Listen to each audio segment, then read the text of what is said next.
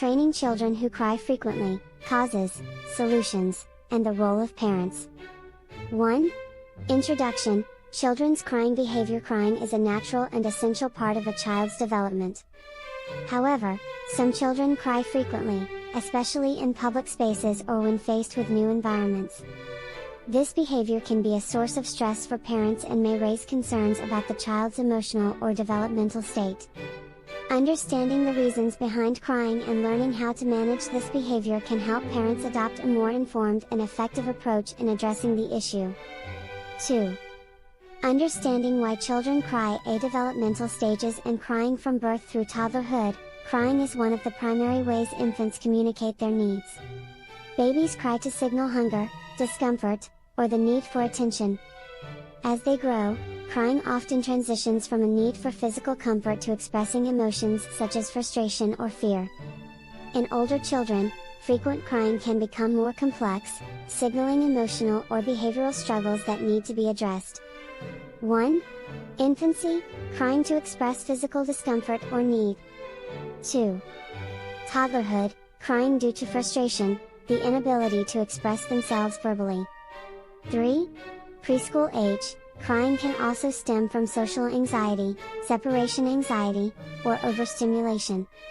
The emotional regulation and crying. Young children have not yet developed the necessary skills for emotional regulation.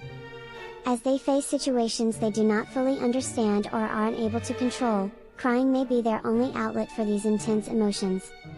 Teaching children to recognize and manage their emotions plays a critical role in reducing the frequency of crying. 1. Emotional development, understanding that crying is often tied to emotional distress. 2. Lack of coping skills, children may not have developed coping mechanisms to deal with frustration or anxiety. 3. External triggers for frequent crying. Environmental stressors. Children can react to environmental changes, unfamiliar settings, or large crowds, causing them to feel overwhelmed. Public places like shopping malls, restaurants, or parks can be overstimulating for some children, leading to crying episodes. 1. Overstimulation, loud noises, large crowds, or too many distractions can overwhelm a child's senses. 2. Separation anxiety, children may cry when separated from their parents or caregivers in unfamiliar places. 3. New experiences, facing unfamiliar situations can trigger fear or insecurity, resulting in crying. The parenting style and family dynamics. Parents' reactions to a child's crying also influence how often children cry. Overreacting to crying, or conversely, neglecting the child's emotional needs, can reinforce the behavior. Balanced and consistent parenting is essential in addressing frequent crying. 1.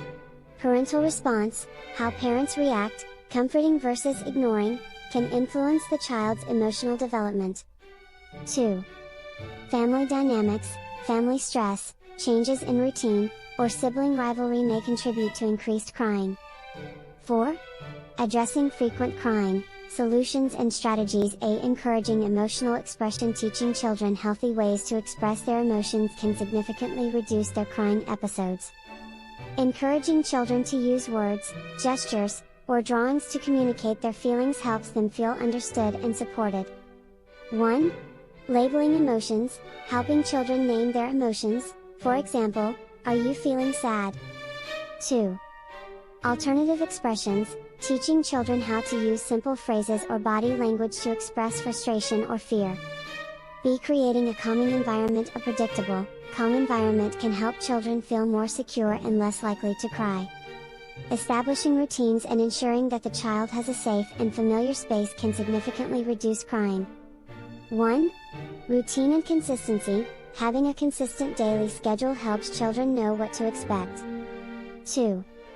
Calming techniques, introducing relaxation techniques like deep breathing or gentle music can help soothe an upset child. See gradual exposure to stressful situations. If a child cries in certain public spaces or during new experiences, gradually introducing them to these situations in a calm, supportive manner can help them adjust. Over time, they can learn to cope with the stress without resorting to crying. 1. Desensitization, gradual exposure to stressful environments with a parent's reassurance can reduce anxiety over time. 2. Small wins. Start with shorter periods in potentially overwhelming situations, and slowly extend the time as the child becomes more comfortable. 5. Parent-child interaction and role of positive reinforcement. A positive reinforcement encouraging positive behaviors and reinforcing calm responses to stress can be more effective than punishing crying.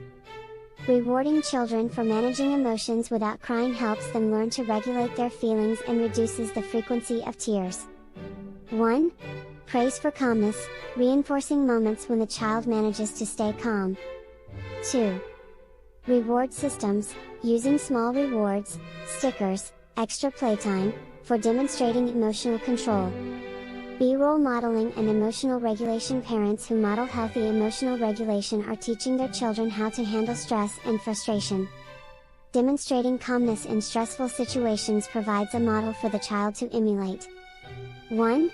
Modeling calm responses. Children learn by observing how their parents react to difficult situations. 2. Self-regulation techniques. Parents can teach children strategies like counting to 10 or taking deep breaths when they feel upset. 6. When to seek professional help. While most crying episodes are a normal part of childhood development, there are times when frequent crying may indicate underlying issues. If a child's crying is excessive, persistent, or seems out of proportion to the situation, it may be necessary to consult a pediatrician or child psychologist. 1. Excessive crying, crying that persists beyond normal developmental stages. 2. Underlying issues. Persistent crying may be linked to anxiety, sensory processing issues, or behavioral disorders. 7. Conclusion. Understanding and supporting the child. Frequent crying is a natural response in children, but when it becomes chronic or disruptive, it can be challenging for both children and parents.